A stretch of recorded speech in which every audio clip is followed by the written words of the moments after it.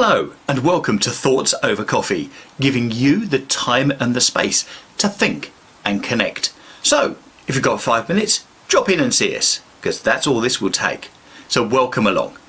Okay, so what are we going to talk about today? So today is all about a mute button in real life. This is about taking a look and seeing how we can turn up or turn down the things that we really want to in life. Some history behind the mute part itself, some thoughts about it now, but also some thoughts about how we can manage that in the future. So the mute button was first invented in 1956 on the first ever commercial remote control, which also had three other buttons, which was the TV on-off button, it was the channel up, and also the channel down. And it was invented by the Austrian Robert Order. This was the start. Never could someone like Robert Order have ever thought about all of the things in life that we have now which you could possibly mute, such as social media, such as pop-up ads that appear left, right and centre, and so many more things that actually you probably wish you could mute.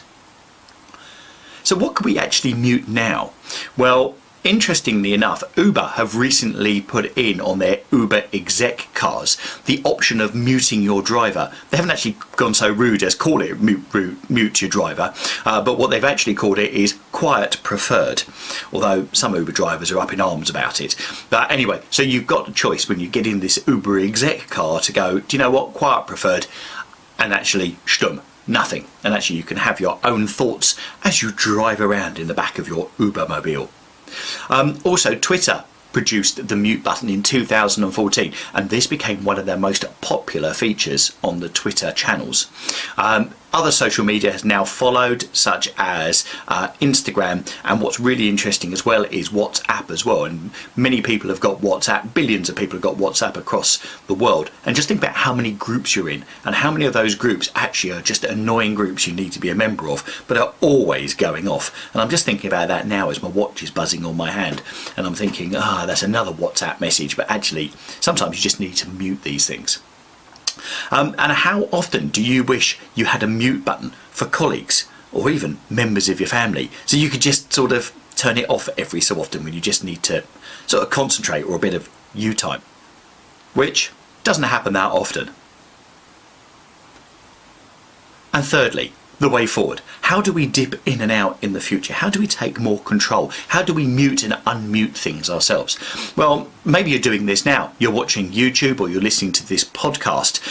Whatever you're doing, you're viewing, you're listening to this, but are you actually dipping in and out of this, or are you actually giving this your full concentration? Headphones are a fantastic controller of muting or not muting life. Especially get some noise cancelling headphones, ones that sit over the ears but are also wireless, so you haven't got to keep dipping in and out and think about the cables and other bits and pieces. These are fantastic and allows you to tune into whatever you want to tune into. Be it music, be it background music, be it podcasts, be it whatever you want. The choice is yours, but actually get your audio choice right for yourself and mix it up. Another great way of actually dipping in and out and muting things is an app which I use, which is available both on through iOS and also through Android and through the Google Play Store, and it's called Thrive. And with this you can actually set your device to turn itself off, so you don't get any notifications from it. It still works, but what it actually does, it just blocks everything unless you've got something particularly urgent, some emergency contact that if they were to ring you, actually it's an emergency, and that will force it through. But you can actually turn it off through Thrive and you have a bit of Thrive time for yourself. So a really good app, highly recommend it, but actually a little bit of setup and actually you can have priorities come through. Of course, the easy way of course is just to turn off all devices. Why didn't you go out, leave them at home? Tell everyone, actually, do you know what, I'm not going to have my device with me, I'm not contactable for the next hour, and go out and enjoy life. Absorb life and hit the mute button on the technology which is so often there and so often just chipping away with those notifications in the background. There is a warning coming up though, with Amazon, Google and Apple all designing what are new wearables, and they're calling them hearables, and these are the sorts of things that click in your ear which are permanently going.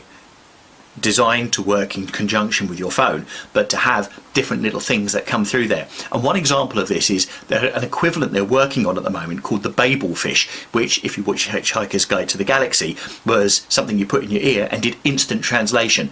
That is something that they're actually working on at the moment. So once again, it's going to then be a bit harder to dip in and out, unless of course you don't use these things, but I dare say they'll be extremely useful and extremely addictive to use. So really, if you want to dip in and out, you've got to own it. You've got to take control. You've got to be able to listen as well, which is quite a hard subject because you're never taught how to listen. So one way of doing it is choose 5 things each day to listen to, be it out and about. Get out and listen to maybe some birds in nature, or other things just when you're going out for a walk. Maybe when you're in the house, actually even simple things, but actually really listen to the plumbing. You hear it quite often in the background, or taps going on and off, but actually just really tuning and focus to be able to dip in and out as you want. So what would you like to use to dip in and out with in life? Do you use anything particular yourself that we've not talked about? Any tips that you can put in the construct down below to mute or unmute your life? Any listening or concentration tips that you can share? Any techniques that you can share with us? Share them in a constructive way in the comments box down below, because don't forget, quite key here is the connections piece on the back of our conversations. So please do use the box down below. Thanks for joining us at Thoughts Over Coffee, and I really hope you've enjoyed the video, and I look forward to seeing your comments down below where we share and make the network even larger. Thanks very much. Take care. Bye.